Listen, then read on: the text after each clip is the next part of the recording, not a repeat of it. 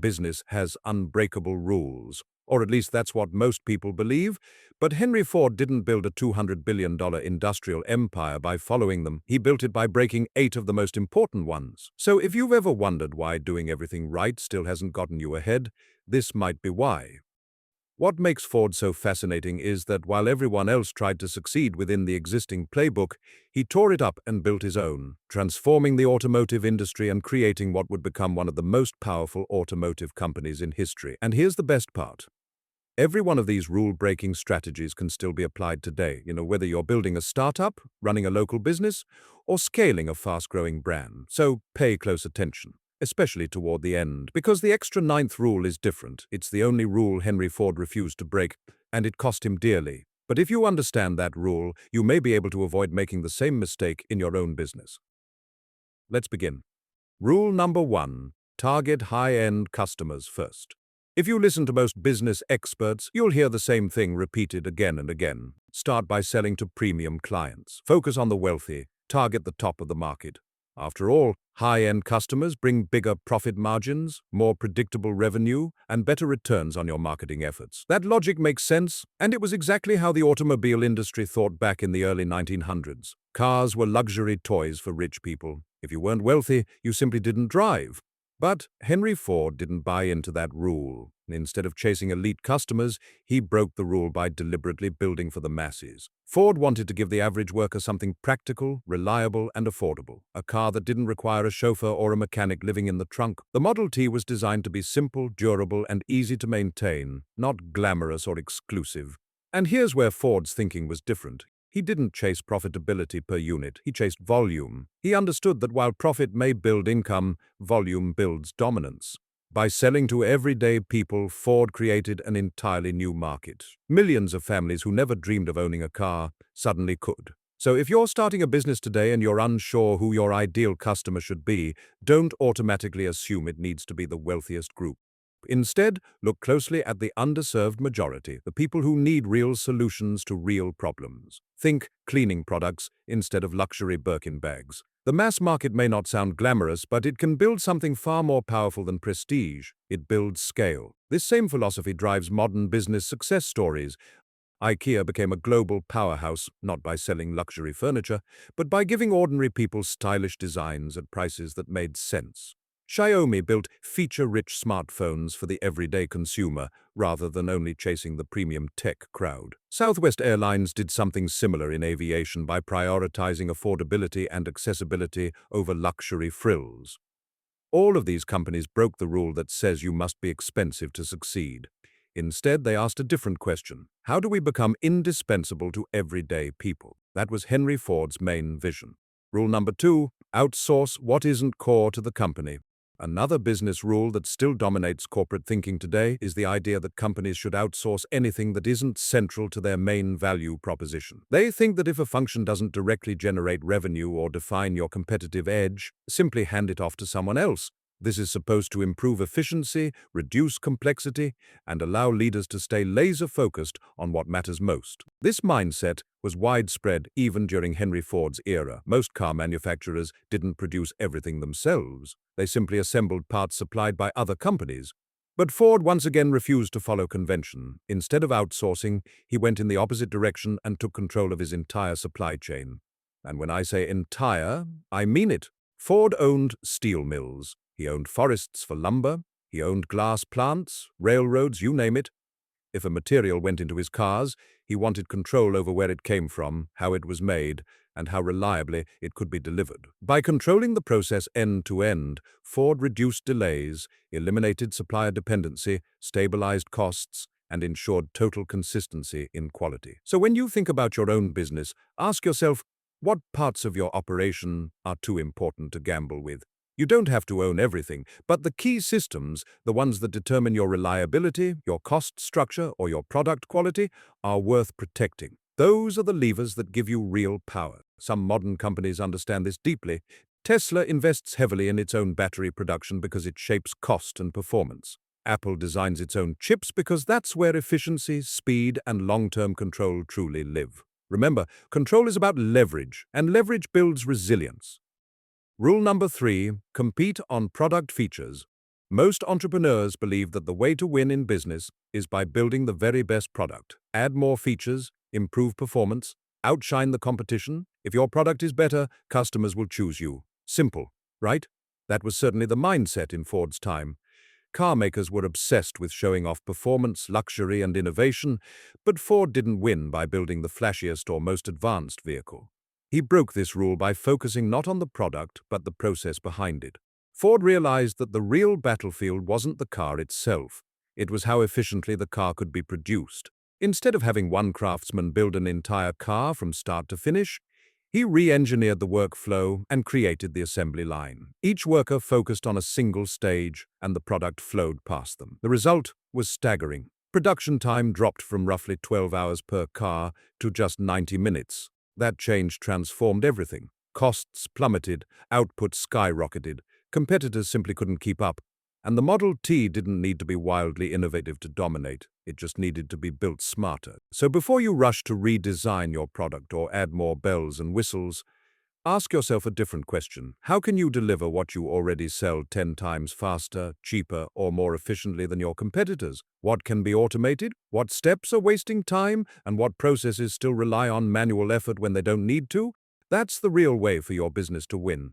Today, we know of so many companies that do the same thing through automation, AI systems, and streamlined logistics. These models remove waste at every step because when your process becomes your competitive advantage, it also becomes incredibly difficult for others to copy. Rule number 4, launch big and perfect. Here, we have one of the most dangerous beliefs holding entrepreneurs back today. The idea that you must perfect your product before launching it. Many founders spend endless months, or even years, polishing every detail, constantly delaying release because things aren't quite ready yet. That mindset didn't start today.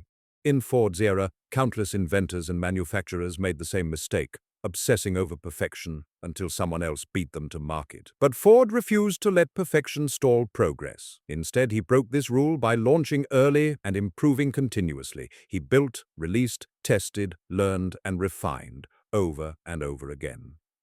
There were more than 20 versions of the Model A before he reached a workable standard. Even the Model T, the car that defined an era, went through constant improvement while already on the road and in the hands of customers. Ford recognized something powerful. Real-world feedback is worth more than theoretical adjustments. The only way to truly perfect a product is to let it live in the market. So if you're scared that your product or service isn't perfect yet, this is your sign to move forward anyway. Get it out there, let customers react, learn from reality instead of guessing in private. The longer you wait, the longer you delay growth, and the more likely someone else is to beat you to the opportunity that should have been yours. Modern giants follow the same philosophy. Netflix runs constant experiments on user experience. Spotify continuously tweaks features based on user behavior. Airbnb discovered that something as simple as better listing photos could dramatically increase bookings, but they only learned that after testing. Remember, progress will always beat perfection. Rule number 5, keep labor costs low. The conventional belief most businesses still cling to is that wages are nothing more than an unavoidable expense. As long as labor is cheap and tasks get done, they consider that a win. It's a very short-term way of thinking. They focus on cutting costs to widen margins, lower prices, and keep investors happy, but completely overlook the human beings keeping the machine running in the first place. Ford shattered this mindset entirely by paying workers more than anyone. He doubled wages, he shortened the workday, he created stable, respectable jobs at a time when exploitative labor was the norm. Everyone thought he was insane. Why on earth would you pay workers more than the market demands? But Ford understood something the others didn't. Happier workers do much more than just show up. They engage. In response, turnover plummeted. Productivity skyrocketed, loyalty became baked into the culture, and when the people building the machines are invested, the entire factory runs smoother, quality improves, efficiency compounds, and in the end, the business becomes stronger than ever. Today you can clearly see this rule being broken by some of the strongest companies in the world. Take Google, for example. They're famous for creating a work environment with things like great food, on-site gyms, and flexible work, which then attracts top talent and turns them into problem solvers who build billion-dollar ideas. Microsoft is another great example. They've massively invested in employee well-being and supportive initiatives, and as a result, their workforce is engaged, motivated, and deeply connected to the mission of the company. So if you're thinking of squeezing employee wages just to protect your bottom line, pause for a moment. Consider that paying well, training deeply, and caring genuinely isn't a cost. Rather, it's an investment, an asset. Build a culture where people feel valued and supported in both work and life, and they'll help you build something truly great in return. Rule number 6, mass advertising is the best way to market. Most companies today believe that the key to success is simple. Spend aggressively on ads, buy attention, stay visible, and stay loud. As long as your logo is everywhere, customers will eventually trust you, or at least become familiar enough to buy from you. That's their logic. But Ford didn't see it that way, and instead of only mass advertising, he let performance sell instead. Rather than trying to shout louder than his competitors, he decided to actually prove his cars were better. He entered racing not for glory, but to demonstrate engineering superiority right in front of the public. These weren't claims or slogans, these were real-world results playing out in front of crowds. We can learn a timeless lesson from this. Proof is the strongest marketing tool in existence. So before you dump endless money into ad campaigns hoping something sticks, consider showing, not telling. Do case studies, give out samples, invest in live demonstrations. Because results speak a language that plain old mass advertising never will. Remember, evidence converts people better than slogans. Rule number 7, follow the market and don't change it.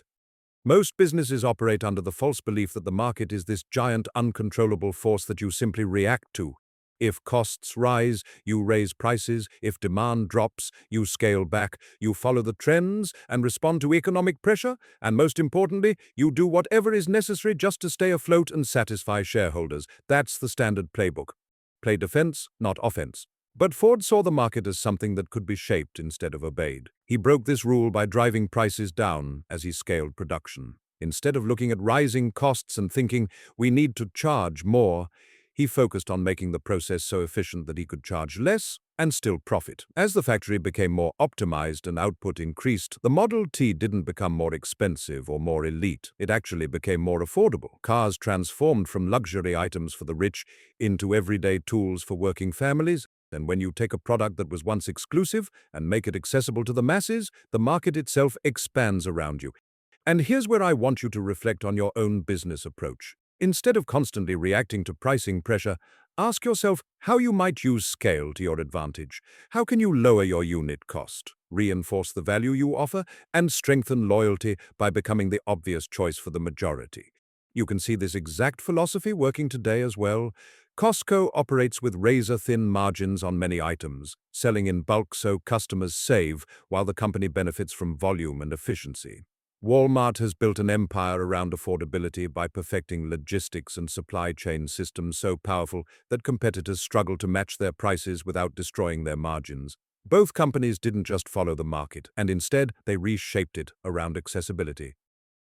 Rule number 8, protect your profit margins at all costs. Modern business culture is obsessed with margins. The belief is that high margins equal strength, business stability, and investor confidence. Executives will restructure entire companies just to protect them. And while margins matter, Ford saw something deeper. He understood that margin isn't the only measure of power. Sometimes it's simply a temporary tool. Ford broke this rule by trading margins for market share. He was willing to accept lower profits per car in the short term because he knew that owning the market in the long term would pay off far more. And he was right. Lower margins created massive advantages: widespread brand familiarity, powerful network effects, and infrastructure that scaled so efficiently competitors simply couldn't keep up. Rather than thinking quarter to quarter, he was thinking decades ahead. So when you're running your own business, understand that you don't always need to chase the highest profit per sale. Sometimes it makes sense to lower margins deliberately when you're trying to win market share, build habitual usage, or strengthen your position so that scale multiplies your advantage. Just look at streaming services like Disney+. They intentionally set subscription fees low compared to the astronomical costs of producing and licensing content. Why? Because rapid subscriber growth is the real asset. Once they own the audience, the revenue streams multiply Another example is Uber and Lyft. For years, they operated with thin or even negative margins in many regions, subsidizing rides and incentivizing drivers to win territory and long-term dominance. So, don't fall into the trap of trying to be the most profitable at every stage of growth. Sometimes the largest payoff arrives later, after you've already secured the market. Rule number 9, once you win, close the doors to change. And now we arrive at the one rule Ford didn't break, the rule that ultimately cost him dearly. See, humans are naturally stubborn. Once we find something that works, ego convinces us it will work forever. Ford became a victim of this mindset, and it dethroned him. Ford failed by becoming rigid. He believed the Model T was enough for all time, and he resisted meaningful updates or diversification. Meanwhile, competitors evolved. General Motors, led by Alfred Sloan, took the opposite approach. They created a family of brands: Chevrolet, Pontiac, Oldsmobile, Buick, Cadillac, each appealing to different customers at different price points. They introduced yearly design refreshes, tapping into people's desire for novelty, identity, and style. The average consumer didn't want simple transportation anymore. They wanted expression.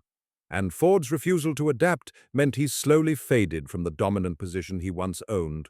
And here's where this becomes a warning for you. Never assume success guarantees permanence. Continually ask yourself what is changing, what new needs are emerging, and whether you've become blind to signals right in front of you. Because once you stop listening, decline has already started. It just hasn't shown up in the numbers yet. We've seen this story repeat countless times. Kodak ignored digital photography, Nokia dismissed smartphones, BlackBerry underestimated the touchscreen revolution. All of them believed what worked yesterday would work tomorrow, until it didn't. The key takeaway is that success has a tendency to create blind spots. Innovation must continue, especially when you're winning. All in all, Henry Ford's journey is one of the greatest business classrooms in history. Throughout his successes and failures, Ford broke nearly every unspoken business rule of his time, and it worked spectacularly, but the one rule he didn't break eventually caught up with him. So, if you're serious about building something extraordinary, remember the principles hidden in his story. Build for the masses rather than the elite. Maintain control over the systems that power your business. Focus on innovating your process as much as your product. Release, iterate, and evolve constantly. Invest deeply in your employees. Let real-world performance prove your value. Use scale as a weapon. Play the long-term game. And above all, never stop adapting. Get these right in the real world, and you're not just running a business anymore. You're building something that could scale into a billion-dollar empire.